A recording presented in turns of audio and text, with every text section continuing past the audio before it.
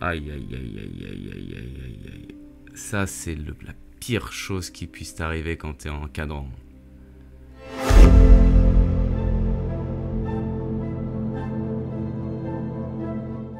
Bonjour et bienvenue sur la chaîne Argonaut Plongée.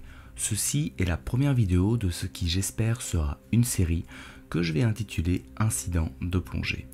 Alors là on est dans un cadre un peu différent, il est tard et l'ambiance va être un peu plus lente. Mon but dans cette vidéo ça va être de vous montrer des images qui ont été enregistrées lors de plongée et d'essayer d'analyser les erreurs qui ont pu être commises et surtout comment est-ce qu'on aurait pu les éviter. C'est un format qui m'a été conseillé par un de mes abonnés. Je te remercie Clément, on s'est croisés au salon de la plongée et j'avais très envie de traiter de ces vidéos. D'ailleurs, si vous voulez me soumettre des vidéos, n'hésitez pas à les poster les liens en commentaire ou bien à me contacter via Instagram. Et avant de continuer, rappelez-vous bien que si vous voulez me soutenir, eh bien il vous suffit de vous abonner et si vous en avez les moyens, vous pouvez aussi aller sur mon Tipeee, le lien est dans la description. Bon, pour cette première vidéo, on va s'intéresser à une séquence que j'avais déjà vu tourner sur Facebook où l'on voit la vraie panique dans le regard d'une femme. Ouais, c'est un peu putaclic, mais en même temps, c'est la vérité. Alors, voyons voir cette vidéo. Voilà. Donc là, je pense qu'on est en eau froide. Hein. Ils ont des gants, ils ont des cagoules. La visibilité est à 5 mètres. C'est pas ouf. Ok, on remonte. Là, déjà, il y en a une qui est plus là. Ok. Ok, le go. Là, ils remontent pas tous ensemble. Ok, bon, bah, j'ai vu le problème. Ouais.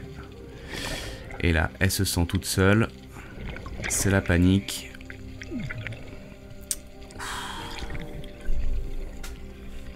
Ça, c'est la pire chose. Bon réflexe de l'instructeur, quand même. Mais il n'y a rien à faire, hein.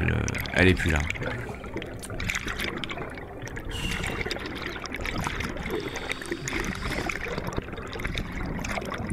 La remontée est trop rapide, évidemment.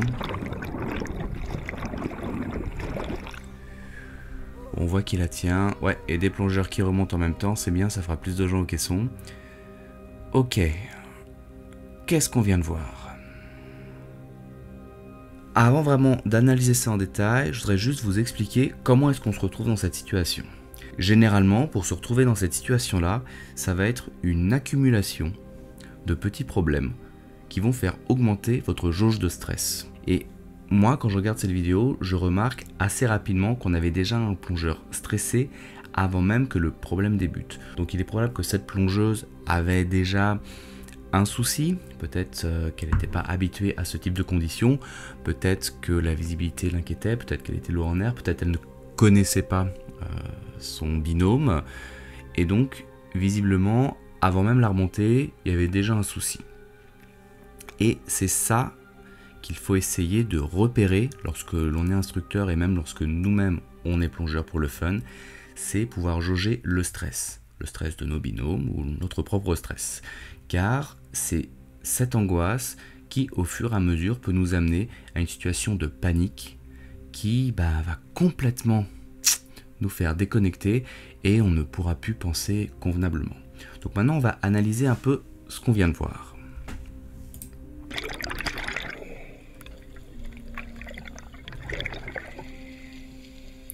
Donc là, c'était le binôme qui va avoir un problème ensuite. Donc le plongeur, l'instructeur veut remonter. Je suppose que la caméra, c'est la caméra de l'instructeur, donc il veut remonter. Il demande le go à tout le monde. Go, go. Là, premier problème, regardez, on a un plongeur qui ne regarde pas. Il n'y a pas eu le eye contact. Donc il fait remonter à tout le monde. Ouais, mais la personne qui devrait avoir cette information, la personne qui est apparemment le plus en stress, n'a pas le go. Pourquoi est-ce que cet instructeur a décidé de ne pas trop s'attarder sur le go? Je lui jette pas la pierre, ils ont l'air d'être en binôme, il s'est dit ok, le binôme a compris qu'il fallait monter, il va le dire à son collègue, il n'y aura pas de souci. Mais là, si on regarde bien, on a déjà quelqu'un qui essaye de nager avec ses mains. Ça, quand tu as quelqu'un qui veut nager avec tes mains, c'est mauvais. Si ton binôme commence à bouger avec les bras, rapproche-toi, essaie de voir si tout va bien.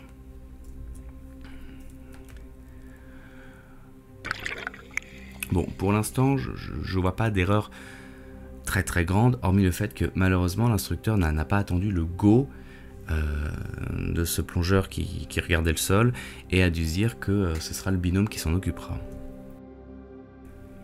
Donc là il remonte et là on peut voir que notre plongeur stressé est de plus en plus stressé et elle se met à bouger de plus en plus avec ses bras. Et ça c'est un signe très fort. Et je pense que l'instructeur vient de le remarquer parce qu'il doit sûrement avoir la caméra sur sa GoPro sur son torse et donc il regarde dans la même... On voit ce qu'il est en train de regarder et là on a donc une plongeuse qui commence vraiment à avoir des mouvements de panique. Là c'est la panique. Ok, c'est la panique. Alors à ce moment-là, qu'est-ce qui se passe? Ce plongeur ne voit plus son binôme et le reste du groupe a commencé la remontée. Donc à ce moment-là, elle est en train de se dire « je suis toute seule ». Et là, c'est le moment où c'est la grosse panique, parce qu'elle avait déjà un problème avant, elle était déjà stressée, on pouvait le voir avec ses mouvements de bras, elle n'a pas vu le signal du go, elle n'a pas communiqué qu'elle était ok pour go, peut-être qu'elle n'était pas ok du tout, peut-être qu'elle avait un problème sur le masque, un problème sur le détendeur, un problème sur les palmes, peut-être qu'elle n'avait pas vu son partenaire, qu'elle pensait l'avoir perdu, qu'elle était déjà très stressée, et là, si on regarde la direction de ses yeux, elle est toute seule. Même s'il y a son binôme derrière elle, elle n'en sait rien, elle est toute seule. Et là, c'est la merde. Parce qu'elle va vraiment commencer à paniquer et on va passer sur des réflexes instinctifs et on n'est plus du tout sur la logique. Donc là, grand mouvement de bras, voilà, terrible. Qu'est-ce qui s'est passé? Panique. C'est des choses qui peuvent arriver. Les gens vont avoir envie d'enlever tout leur matériel parce qu'ils ont l'impression que ça les tire vers le bas. Tu enlèves le détendeur, tu enlèves le masque. Et tu essaies de monter. Même au niveau de ces mouvements de jambes, on va plus avoir des mouvements de jambes de palmage, on va avoir des mouvements de jambes de réflexe, c'est-à-dire plutôt du cycle kicking comme du vélo, ou même tout simplement ils vont essayer de grimper ou de marcher. C'est terrible parce que même vous au niveau de votre approche, ça va être dangereux parce qu'il va y avoir des coups de bras et elle, ça se voit dans les yeux, elle est ailleurs. Là, elle est en train pour elle, elle est en train de jouer sa vie. Ça, c'est le regard de la panique. Vous ne pourrez plus faire d'eye contact à ce moment-là. De toute façon, elle n'a plus de masque. La seule chose que vous pouvez faire, entre guillemets, c'est essayer de la faire remonter et de lui mettre un détendeur devant la bouche. Et c'est ce que fait tout de suite l'instructeur. Vous voyez, là, il a essayé de choper la secondaire. Voilà. Secondaire sur la bouche, mais encore une fois, le plongeur est en panique et elle veut juste remonter. Par contre, bon point, si vous regardez... elle expulse un peu de l'air par les poumons. Je pense que là, l'instructeur de plongée a sa main droite qui lui met le détendeur devant la bouche et la main gauche qui doit essayer de la contrôler peut-être au niveau de la nuque ou le mieux ça va être au niveau de l'aisselle où on va la remonter avec la main sous l'épaule.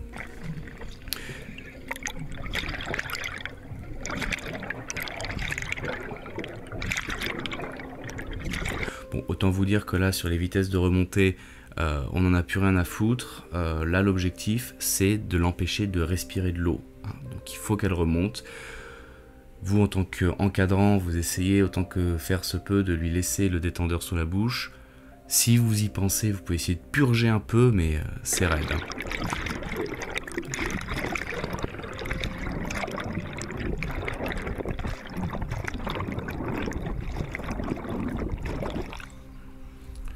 Bon. Bon point pour l'encadrant, on sent que la personne durant la remontée était déjà en train de prévoir la suite. Lorsqu'on est dans une situation de crise comme ça, il faut essayer d'avoir si possible un coup d'avance. Donc l'encadrant devait contrôler le plongeur, je pense qu'elle devait avoir encore de l'air dans sa BCD, donc c'est pour ça que la fin de la remontée a été rapide. parce que l'air à l'intérieur de la stab a continué de s'étendre, de s'expanser durant la remontée parce qu'il n'y avait plus la même pression. Donc, et vous pouvez voir que l'instructeur a son inflateur dans la main gauche. Donc la première chose qu'elle a faite, ça a été de gonfler à la surface pour assurer la flotta. Et le deuxième point, il contrôle son plongeur. Donc elle, à ce moment-là, elle est en sécurité. On peut voir aussi que l'air résiduel de la stab au fond de l'eau, eh ben, a pu s'étendre durant la remontée. Donc je pense qu'elle est déjà avec une flottabilité positive. Elle est consciente, elle respire, elle n'a pas bu d'eau. Gros coup de chance. Ouais, oh, tu m'étonnes.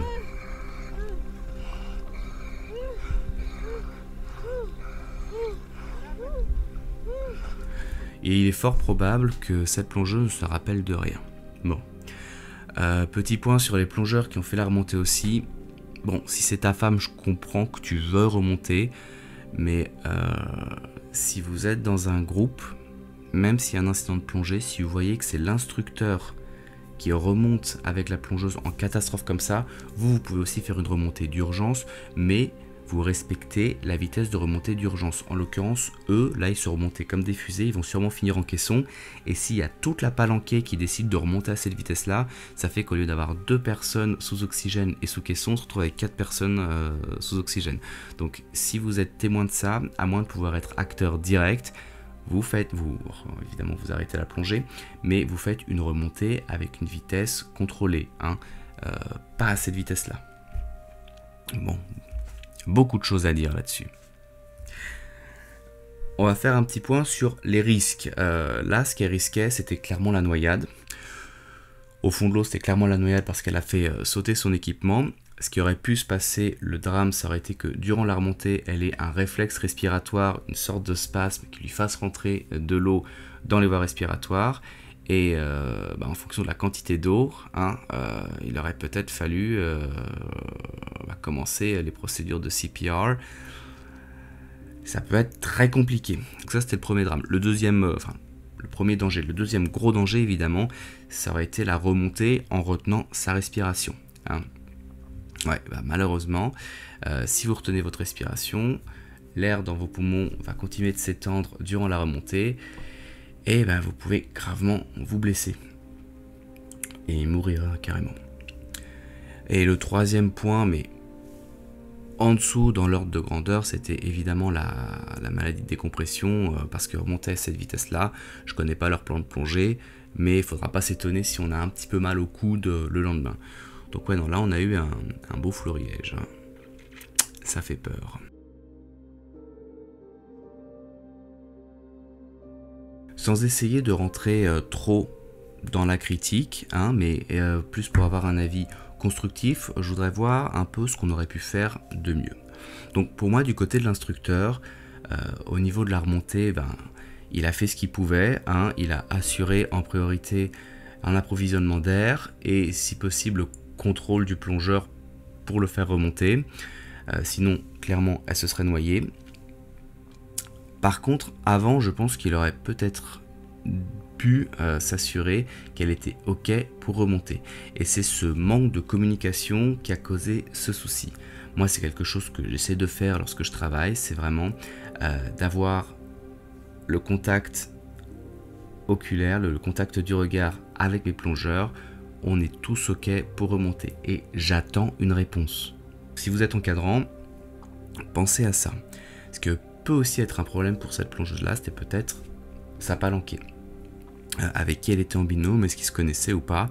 Ça, c'est quelque chose que je ne peux pas voir au niveau de la vidéo, mais lorsque l'on est encadrant, essayez de penser à ça. Voir si vos plongeurs sont à l'aise, si cette plongée était adaptée au niveau de cette personne, et voir éventuellement si elle était stressée avant ou durant la plongée. Durant la plongée, tu sais que quelqu'un est stressé en fonction de la consommation de gaz, en fonction des mouvements, et avant la plongée, ça va être si elle discute ou si elle est blanche comme un cul et qu'elle flippe. Voilà, essayez d'être assez sensible à ce genre d'éléments. Ensuite, en tant que plongeuse, qu'est-ce qu'elle aurait pu faire? Je ne connais pas les causes initiales du stress. Peut-être que cette plongée n'était pas adaptée à son niveau. hein. Si un jour vous avez un doute sur le niveau d'une plongée, n'hésitez pas à le dire à votre encadrant. Peut-être qu'elle était en train de se forcer à finir cette plongée, peut-être qu'elle avait peur, et avant même que la remontée ne commence, peut-être qu'elle était déjà en difficulté. Et là, je voudrais vous rappeler un point très important qui vaut pour absolument tous les plongeurs. Vous avez le droit de stopper une plongée à n'importe quel moment. Vous n'êtes pas obligé d'aller jusqu'au bout. Et si vraiment vous vous sentez mal, vous pouvez demander à un encadrant d'arrêter la plongée et de remonter.